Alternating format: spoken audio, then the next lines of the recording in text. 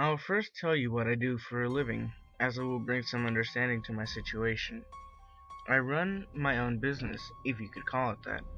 I've thought of it more as a personal service. I break into the home or building of a client's choice, destroy or steal whatever they want, provide proof of the action, then I get paid, quite substantially if I may add. My clients usually take the form of a middle-class man angered at their boss, or a recently dumped individual who wants revenge on their ex. Essentially, I do the work that one has the anger and desire to do, but doesn't have the actual nerve to do it themselves. It paid well, and it gave me some interesting places to explore, so I've been quite content with the job. About a few weeks ago, I received the usual call from what I expected to be a usual job. The caller requested me to break into an abandoned home not too far from my area. He requested me to retrieve a few recordings of sorts. VHS tapes, cassettes, DVDs, they didn't matter. All he really cared about was any that looked interesting, as he described. Despite the fact that information is important in my work, he didn't tell me anything that would be useful for the search. He wouldn't even tell me anything about himself, which almost made me turn down the job, until he offered an unusually large payment. When the caller had mentioned abandoned home, I expected the location to be shed away from the local population and generally safe to break into during the day. To my frustrated surprise, the place was in the middle of the damn street, right along a string of other apartments and surrounding buildings, most of which were populated. People on the sidewalk strolled past it, not acknowledging its derelict state. I came back after dark, and it was just how I wanted it to be.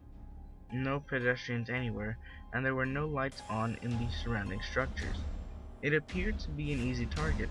The home stood 2 stories, with a small attic at the highest point.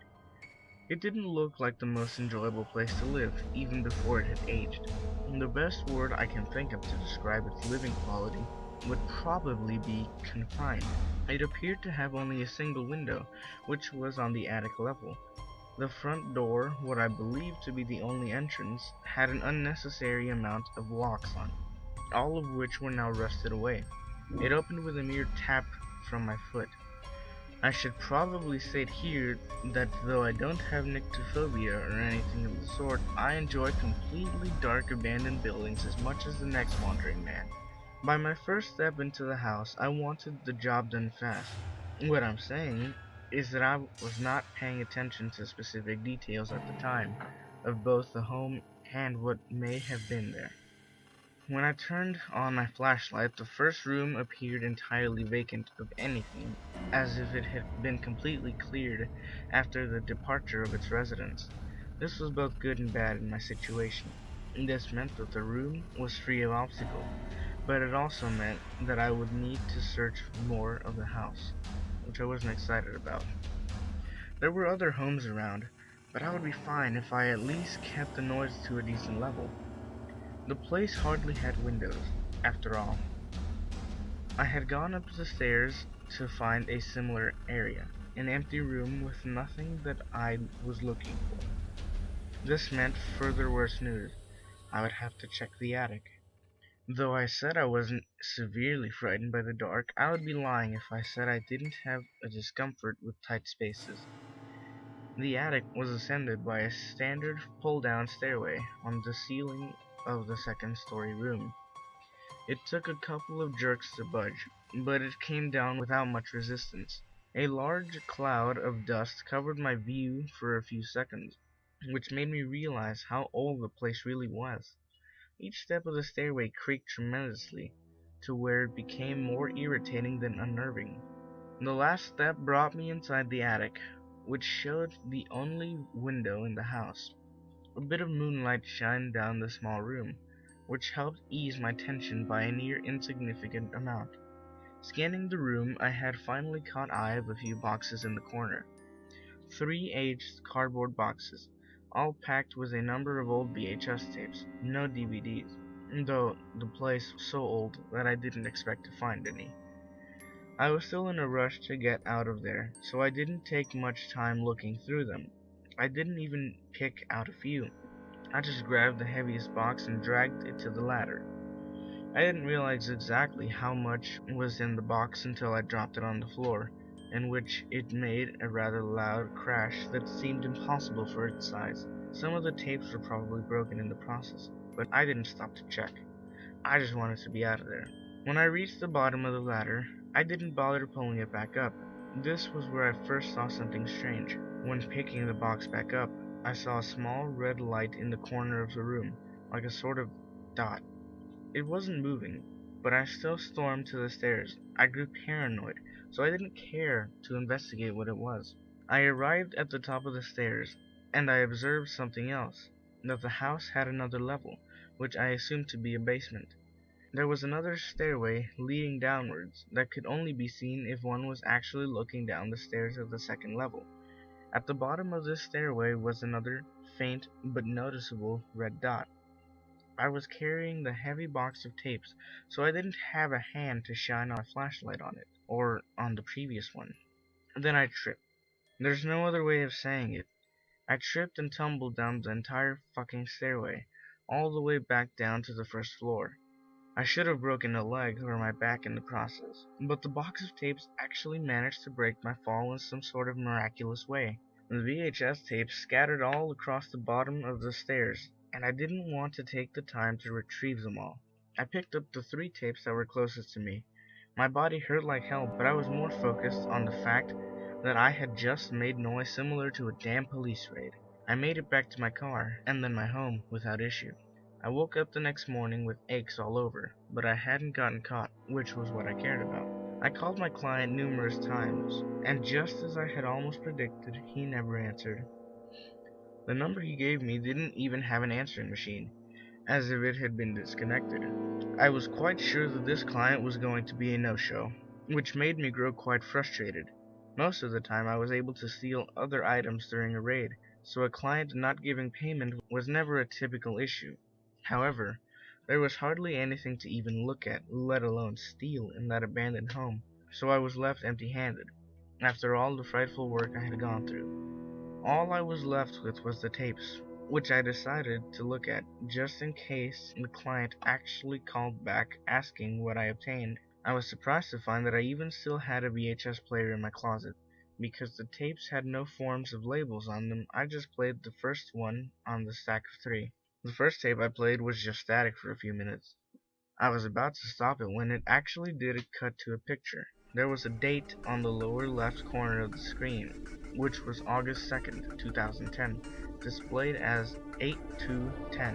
It was footage of a small room, which was vacant of any furniture, and it looked to be in degrading condition. The video appeared to be in a form of night vision, so the room must have been dark.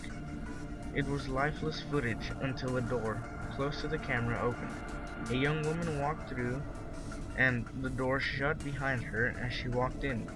She started yelling, "Michael! Michael! It's me! Where are you?" She turned around in circles, screaming for someone. There was a frantic, worried look of expression on her face. I would assume that this Michael would be her son, or some other close person she was looking for. She waved her arms around in the dark before taking her phone out as a source of light. She walked to the end of the room and took a left at what appeared to be a stairway. The footage went static a few minutes later. Now I had an idea of where this footage may have been taken, but I refused to believe it at the moment of watching the tape. I didn't want to watch another just for that reason. Though, for my own safety, I had to know if my paranoia was correct. The next tape started similar to the last. Static for a few minutes, then it cut to the footage. It was footage of another empty room, which appeared to be in the same decaying state as the last. This footage also had a date and time, but it was March 14th, 2013. More than a year's difference. Someone came in from the small hallway leading into the room. This time, it was an older man. He actually had a flashlight this time. This is where I flipped shit. Those red lights, those dots in the corners of the room, they were cameras, and they were rolling. The abandoned house was rigged with them, more than I probably even saw. I at first believed it must have been some sort of police setup, in which I immediately checked all of my windows to see if my home was surrounded. I thankfully found nothing. I went back to the tape, and the recording showed the man climbing up the ladder into the attic. He too looked as if he was looking for something or someone, but he never actually spoke. He also never shined his flashlight around the room, so I doubt he even noticed the camera. A few seconds after he was in the attic, the footage ended, but I did notice something. Just moments before the footage ended, the camera moved, as if it was picked up just at the last few seconds. I went immediately to the third and final tape, as I wanted to know what else may have been looking at me in that house. This tape was viewing the stairway. It appeared zoomed in, like it was down another level, but still focusing on the first to second floor. At the top of the stairs was the same man from the previous tape, with the same date of March 14, 2013. Since I had dropped the tapes down the stairs when I collected them, I must have been lucky to grab two continuing tapes. The man in the footage appeared injured this time. He clutched his left arm, which revealed to have blood running from it. When I looked closely enough, he stumbled with each step as he progressed down the first floor. When he was just about at the bottom step, he fell, probably out of exhaustion. At the top of the stairway stood something. It looked to be a person, about 6 feet tall, but I'm not going to make any assumptions that it was human. It walked down to the man, and then began to drag him by his injured arm. The man put up a little struggle, which led to him being kicked in the head by the bee. It moved the man down the second staircase, the one I believed led a form of basement. The figure was close enough to the camera where I could see its face, or at least what was covering it.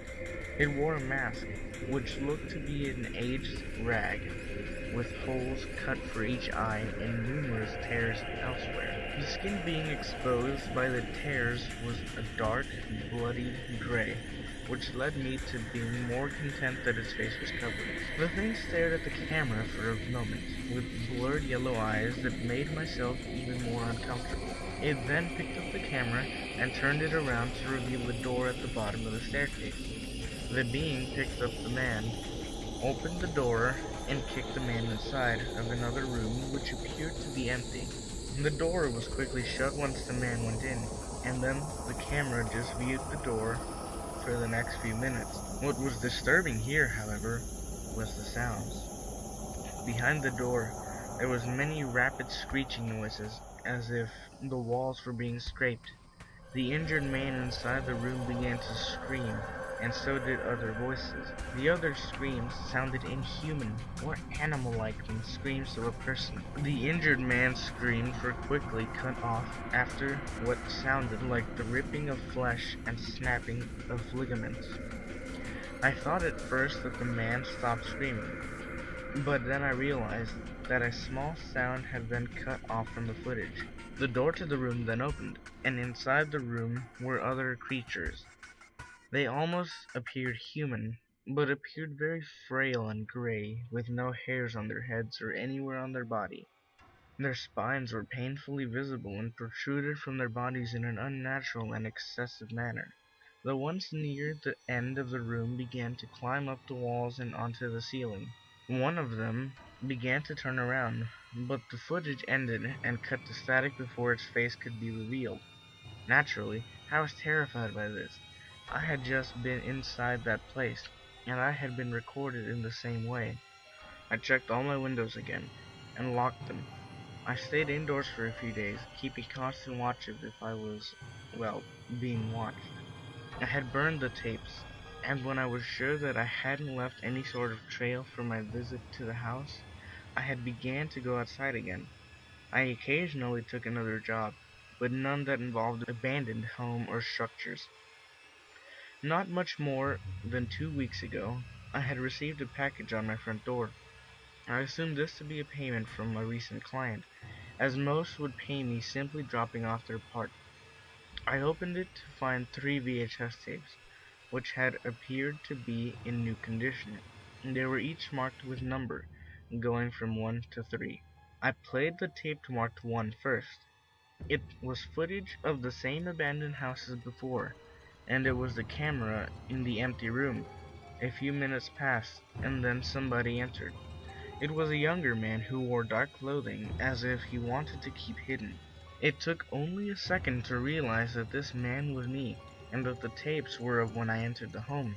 I went straight to tape number 2. The second tape was a recording of the staircase, with the camera planted near the door to the basement. It showed me stumbling out the hallway to the stairs, with the box of tapes in both hands. I took a few steps down. Then I watched myself trip and fall. Except I didn't actually trip. I was pushed. A figure at the top of the stairs, wearing the same rag on its head as in the previous tapes, had slightly shoved me. It wasn't enough force to where I could have felt him behind me, but enough to where I had lost my balance with the box in my hand. The footage showed me jump back up to my feet with 3 tapes in hand, and running off screen, which was when I ran out of the house. The masked being only ran to the bottom of the staircase and watched me run, and then walked slowly down the second flight of stairs and looked into the camera for a few seconds, and then the footage ended. I was in more fear than when I had watched the previous tapes, and my paranoia of being followed became more severe. It took every fiber of courage in my body to keep watching as I played the third tape. This tape wasn't from inside the house. It was being held by someone, taken from outside at a different location. The camera holder walked on a road for a few minutes until focusing the camera on a single home. The home was my own, and whoever or whatever was filming let out a loud, snickering laugh. The tape ended with a black screen. I've grown paranoid, and with good reason. I'm not huddled in the center of a room all day, but I don't go out in public much anymore. Anytime I do, I feel like I see a masked figure out of the corner of my eye. Perhaps it's just a fabrication of my mind, but I even sense it right next to me in some places. There are a few days where I hear a knock on my door, only to find a single tape on the doorstep. Each is very similar to the last. It's always footage of my own home, usually during the day, but other times at night, and with each tape, the camera gets closer.